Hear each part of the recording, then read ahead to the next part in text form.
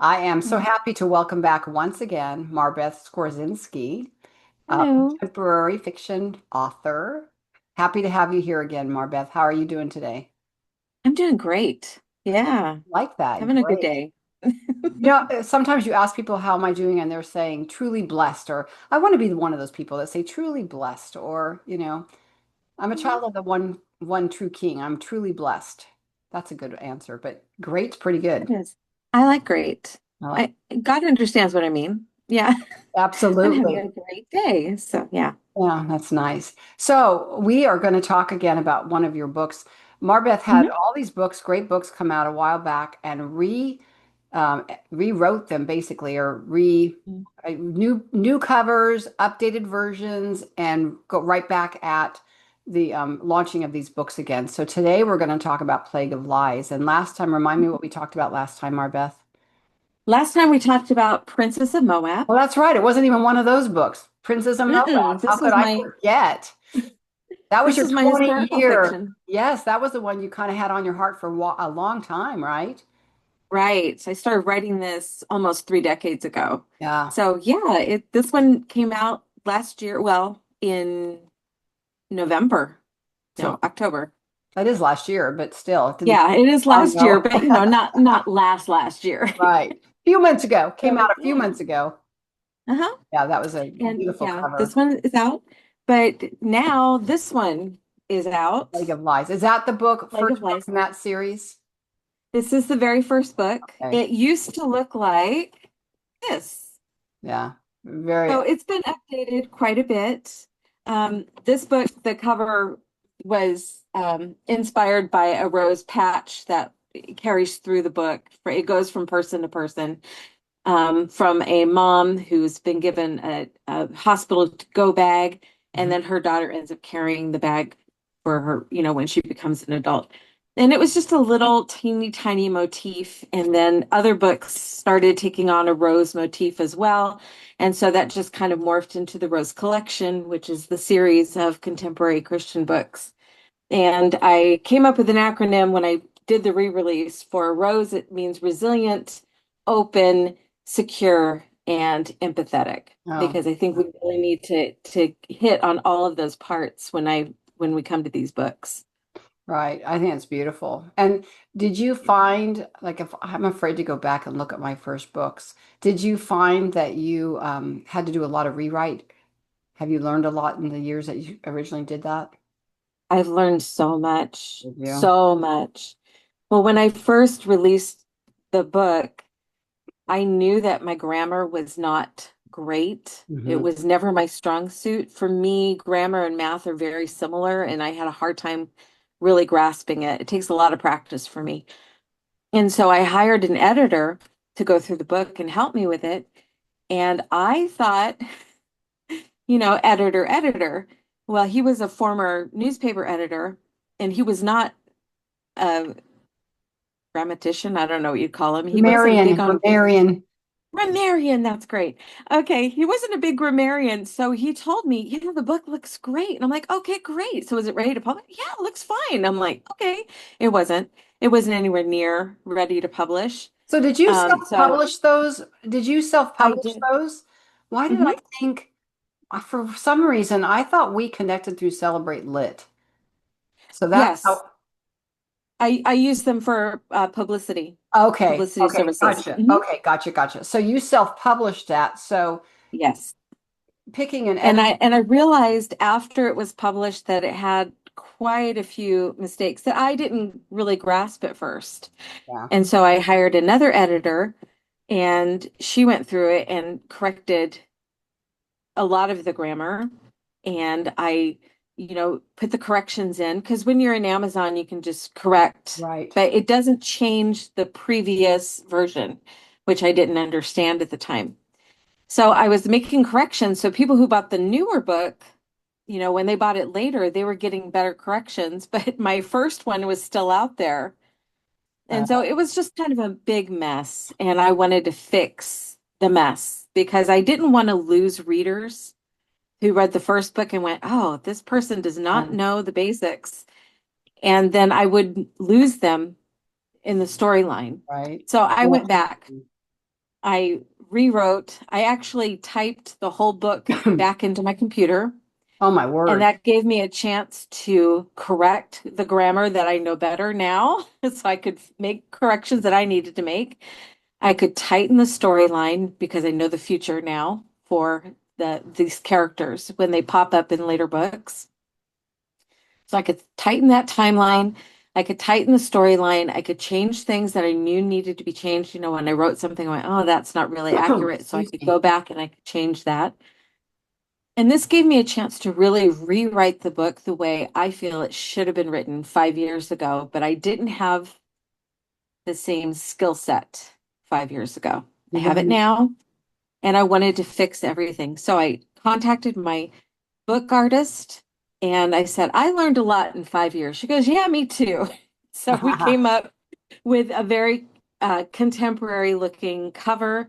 I still wanted to keep the same basic idea of just a right. single rose to carry everything through. And we worked together on that to create a good cover and a tighter story. So if you own the Original. digital version of Plague of Lies, you should have gotten an email from Amazon and they will tell you how to get an update because they will update it now. I've talked to Amazon and they have updated the book for me completely. So the old book should not be out there really anymore. If you update it, you get the brand new book for Good. free. Yeah. Nice, nice. Yeah, It doesn't go with so much to the learn. hardcover book, but you know, the hard copy Right. book, you still have to buy that separate. But for digital, at least you get an update That's and you were able to talk to somebody at Amazon. How good for you. I wish I could. added. Oh my gosh. Like I I will know. chat away. It's sometimes hard to reach somebody. Um, Yeah. yeah. So yeah, I could imagine that grammar was not my problem because I was a teacher, a middle school teacher, so I taught English, so that wasn't an issue for me. But you still learn Hmm. different crafting things, or I don't know, your voice changes a little bit where you wouldn't Right. put it that way, or there's a lot to learn, and so it would be a little intimidating. I I think I'm okay. My Southern fiction series is, I think, better written, but I had three editors go through, so that helped too because I didn't have just one. Good. So Hmm. now I'm on my own. I have to hire my own editor and make sure that they're know what they're doing before I actually give them the job to do it. Hmm. But we would suggest if you're self-publishing, you need an editor. I don't care if you are, Absolutely. we just can't see our, even if you're the best writer in the world, we can't see our own mistakes. You tend to read right past them. So it's always best. That's true. So, And you can, I use like voice on my mhm, computer, you know, it just does that little computerized voice when it would read it back to me in Word. So I use that as one of my, I end up reading these books at least a dozen times before they even make it to the first edits. You know, I send them to my editor after I've combed through them and combed through them and combed through them. And then she gets it. And then she sends me back the corrections. And then I do it all again. And then I do it all again. And then eventually I finally say, okay, that's it. Oh, after I send it to her, I send it to beta readers. And if they catch anything, I make the corrections and then I format and get ready for publishing. So yeah, so it goes through a lot of stages. what do you use for formatting on yours? Um, well, when I published my, it's through Word. I still use Word, but my publishing house, Elk Lake Publishing, Mhm. I got to talk to one of their people and she kind of walked me through how to format in Word. And that was very, very helpful Wow. because I was trying to format it in Kindle Create and it just does not work. Yeah, It's all over the place. I got Atticus to do it in Atticus, and I find that to be easy. I don't know. You people think that you can just throw your manuscript up on the thing and it's all good. And even my husband, he goes, "What do you mean you need to format it? Isn't it already formatted when you're done writing it?" And I'm like, "No, not quite." You would think that's the most logical thing, isn't it? It's You like, would think, you yeah, know, it makes sense. Why wouldn't you? Why would you need to have something? But yes, all that Mhm, process happening, I wouldn't mind. Well, I don't need to go there. I have Atticus now. I don't have to worry about it. But it would have been nice to know that you could format in Word.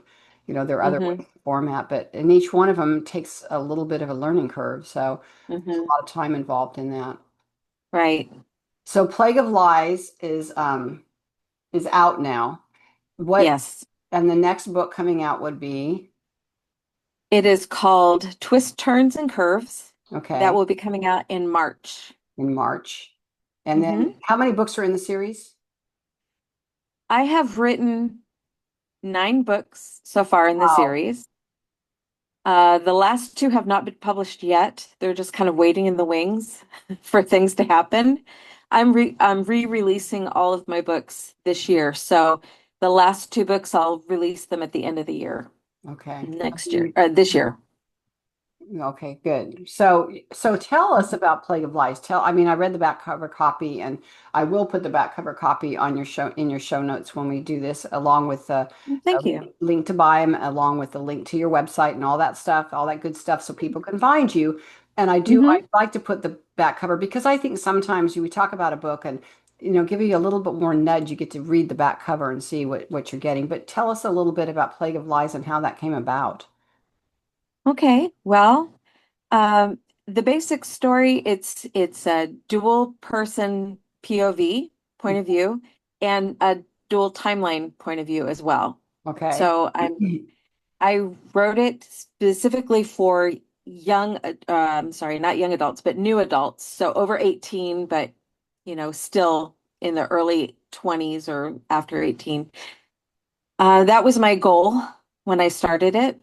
And then later books, I have all different age ranges because everybody in this series is just going through something, and it's different stages of life, different issues that they're facing. But for the first book, I have an 18-year-old girl on her 18th birthday. She receives a letter from her father. And the only thing she's ever been told about her dad is that he insisted she be born. He and the girl's mother had gotten pregnant when they were only 17. He had insisted on her birth, and then he had abandoned them. And so, as far as she knows, he's a deadbeat dad who never wanted anything to do with her. And he's not the only one because her grandparents have always treated her as if she ruined their daughter's life. Her mom has never really been able to stand up for herself or for her daughter. And so this girl just really believes that she was never ever wanted. And, that's her whole life. And then on top of everything, when she goes to school, she's bullied. So she's just having a rough time all the way around. And then when she gets that letter, it's like, okay, do I stay here with my family who really don't want me, or do I go and confront this deadbeat dad? I mean, it's a very difficult choice here, but Right. she decides she doesn't have anything to lose, so she's going to go confront him. And then when she meets him, she discovers that he has been waiting for her and he's been preparing a place for her. Everyone in his life knows about her. She's never been his secret, and she's never been his shame. He has just been waiting for her. And Sounds like our Heavenly Father, doesn't it? yeah, it does. Imagine how that works out. Wow. So yeah, she gets to meet him, but it's not just a quick fix. She has to do a lot of unlearning from how she was treated. And then he has an opportunity to talk about when he was her age and a little younger, and when he found out he was going to be a teen father. And what really started that whole chain of events was that he discovered someone that he trusted with his whole future, a spiritual leader that he trusted, ended up betraying him and everybody in his youth group. So, this youth group, all very devoted to their youth leader, and then discovered quite by accident that he was leading a completely different life than what he was portraying. And the only way they found out about him was he just didn't show up one Sunday, and the youth group was told they moved. Mm, And as time goes on, they start getting all these little clues that he wasn't, he didn't just move, he was removed. mm. Unfortunately, the denomination I was part of, we had the other side of that. We were the congregation that got that man sent to us, and Oh, we were not wow. made aware of it. And it was my 17-year-old son who discovered that this man had a criminal history. Wow. And he should not have been in a church with a robust children's ministry and teens. He should not have been there at all. But he ended up staying for quite a long time because our pastor and our deacons had this misguided sense of we need to minister to him and to his family, but they were putting the rest of the church in danger. Well, And not there were only a that, lot of people. had he repented from his sin? I mean, had he actually come clean to the church and repented of his sin? No, Because it he was, then he's walking in sin still. I mean, you're still yes, walking in sin. So, we could get into all the deep theological, we could pull out all the Bible scripture, but the Bible, that's what it says. So, it's true. Unfortunately, the denomination, we found out after we left, they had a habit of, they called it the pedophile shuffle. They had a habit of hiring U-Hauls and shipping these men to different churches and becoming part of different ministries. And they just kind of shifted them around and discouraged the victims from talking. In Plague of Lies, the victim feels like she's getting more shame than he ever did.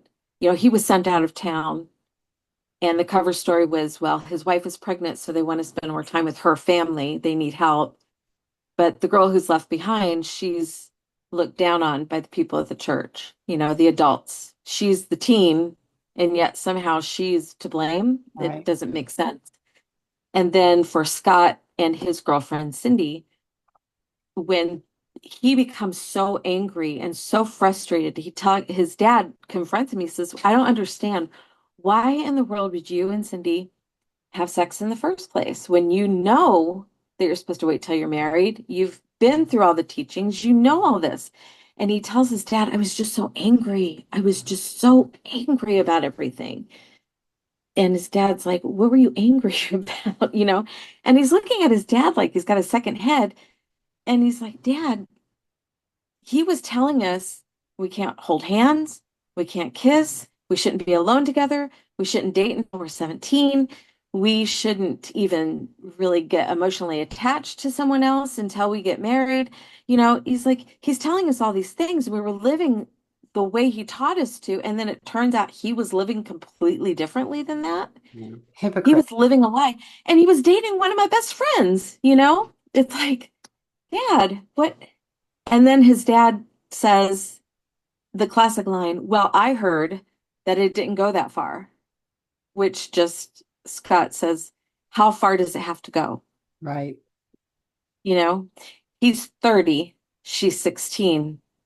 How far did it have to go before he is the one to blame? You know? It was illegal in the eyes of the law, not let alone the laws, God's laws. It was illegal in the light Right. eyes of the law.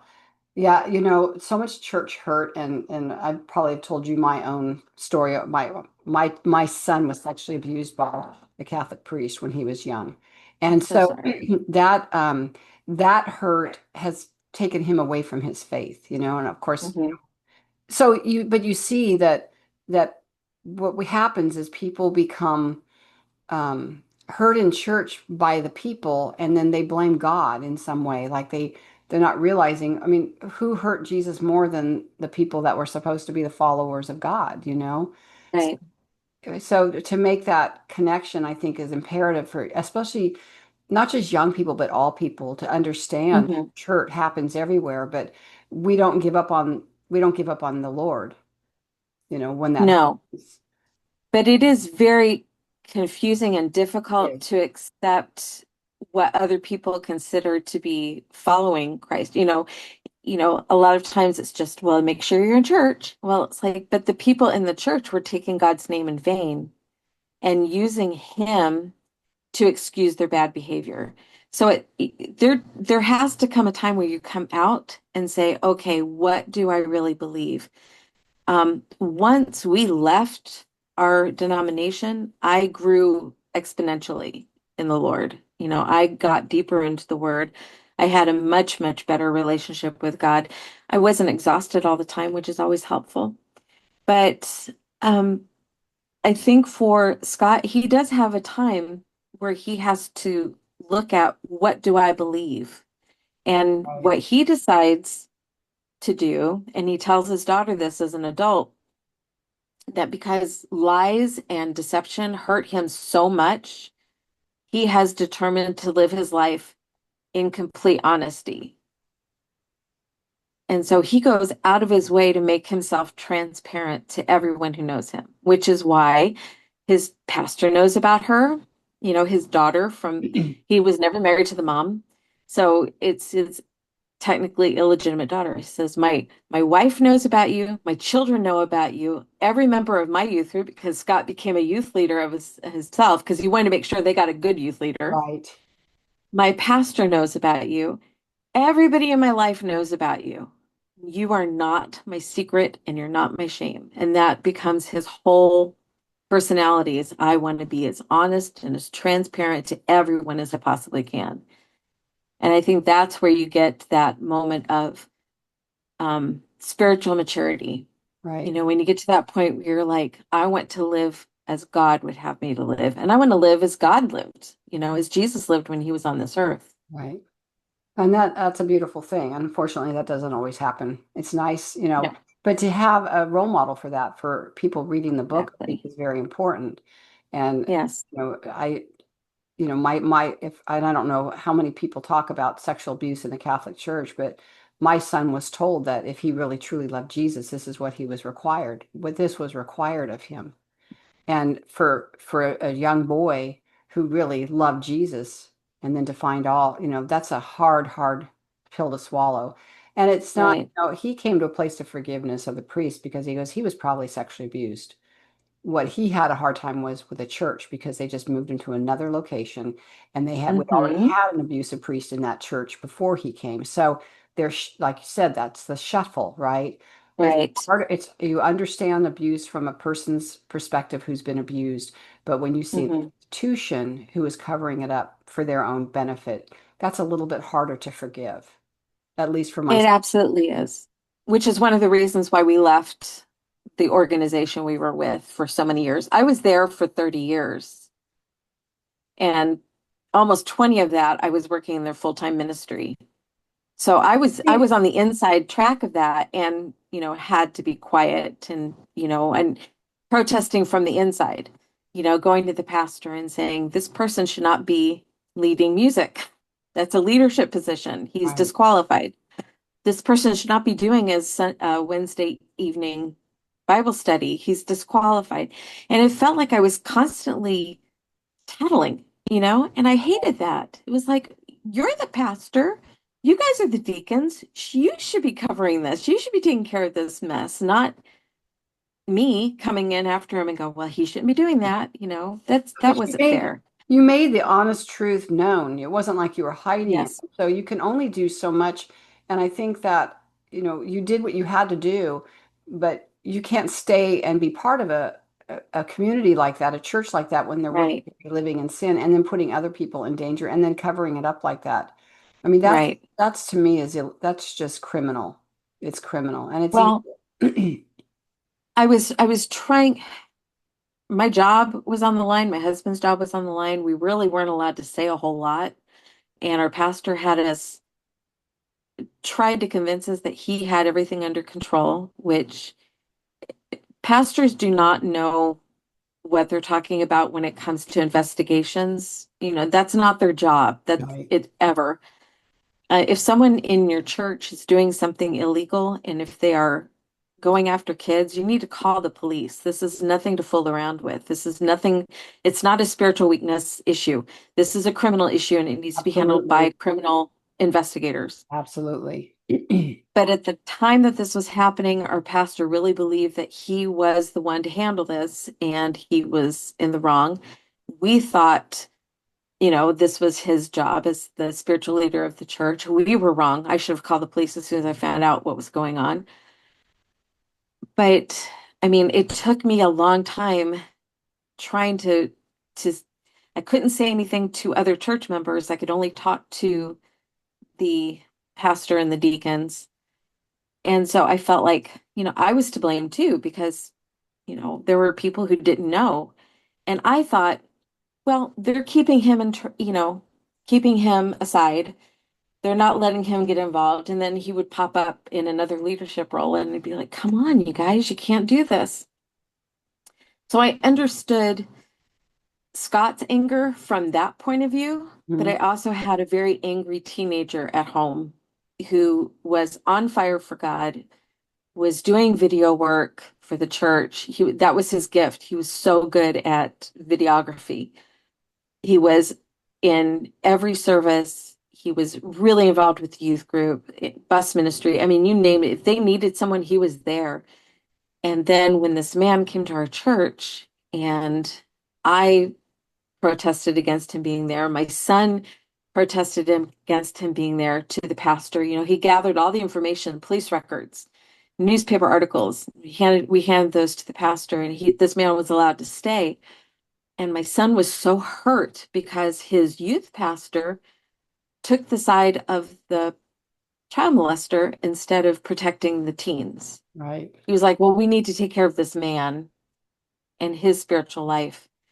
And my son felt like, no, you're supposed to be protecting us. Yeah, absolutely. You're our spiritual leader. You're supposed to be protecting us. And so he was so angry. And his youth pastor, who he was so close with, told him, you're just bitter. And I think that just crushed him. It just crushed him. So when I wrote Plague of Lies and I needed that anger feeling from Scott, I had two sources for it. I Mhm. had me and my son that I could look at and go, what would make this child totally walk away from his faith for just a very short period of time? What would make him that angry? And I had it right in front of me. Yeah. Me and my son both crying out to God saying, what is going on? And that's Where's the protection here? And that's where God uses us in our experiences as writers, to bring a lot Yes. of true, but our books are fiction. However, Hmm. usually inspired by actual things that we've lived through in our lives, if not Hmm. actual events, maybe the emotional struggles that we've had to deal with in that, where we can bring those characters alive. So it's a beautiful thing, and God uses it. But the enemy he's everywhere, and our churches Yeah. are just as vulnerable as anywhere else, and we see a lot of it happening, and it's heartbreaking when you see these people that Christians will put a pastor or somebody who is in leadership on a pedestal, and Hmm. they're not gods, they're people. Right. Sometimes I think the enemy will get to them a lot faster than anybody else, because you make the leader crumble, you destroy the entire congregation. So. I think that's the way we've viewed it for so long, and it makes some of these spiritual leaders look like they're victimized by Satan. But they're making But choices. that's what I was going to say. Oh, But yeah. now I'm not I'm saying to they're the point victims. now where I'm like, I'm looking at him now and I'm thinking, you've made a series of choices over years of Mhm. time. Yeah. I'm not And saying they're victims. at Yeah. the same time you were making those choices, you were victimizing other people Right. and using God as your excuse. So they're the ones that are actually bringing that destruction to the church Right. And by I'm using not God's saying name in vain. I'm not saying they're victims. I'm saying Satan uses them, and they're going along with it Yeah. because they're not built up in their own faith, and their spiritual walk is weak. They are weak, Hmm. like a Judas, right? Judas was weak, Hmm. and he was able to be used. I don't think anybody felt sorry for Judas. I certainly didn't feel sorry for Judas. I didn't see him as a victim. I saw him he was a money hungry wannabe, and he was a poser. And so that's not to say, but we do see that, people, the more spiritual, um, whatever you have, effect for God you have, is going to be a larger attack, and you got to be more specific about how you're going to guard yourself against that. You need to armor up, and you need to have Hmm. people in your circle aren't helping you. You don't walk it alone.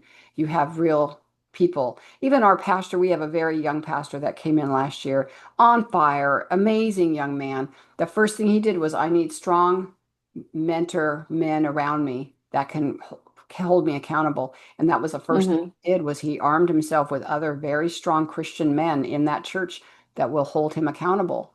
And that's That's what we good. need. That's wisdom, that's that wisdom in action. Hmm. So, Anyway, Right. Beth, we have talked about this before, and it is a real issue, and it's going to be an ongoing issue. But we have to just pray that, the Holy Spirit is going to be powerful in this next year and do some real work in our country, in this nation, and others as well. Yes. So I appreciate you coming Absolutely. on, and I know that you have other books coming out, and we'll probably be chatting again about those. I But hope so. excited about Plague of Lies being a new revised edition that it will Mhm. get some new attention. And I applaud you for all the hard work that you're doing to make that so. So Well, thank you. thank you. And thank Thank you you for for having me on. I really love it. it's I been love talking to you. It's it's been always a great. pleasure hanging out with you. It is. You get to know these people after a while, they become your friends, and you're like, hey, if we lived Mhm. closer, we'd have coffee. So Yeah. yeah. So thank you, Marbeth, and God bless you. And I pray that this new uh, transition in your career is going to do really well for you. You see that Well, it's going to be a blessing. thank you very much. I appreciate that. Mm. Thank you. Nice chatting with you. Bye. Bye.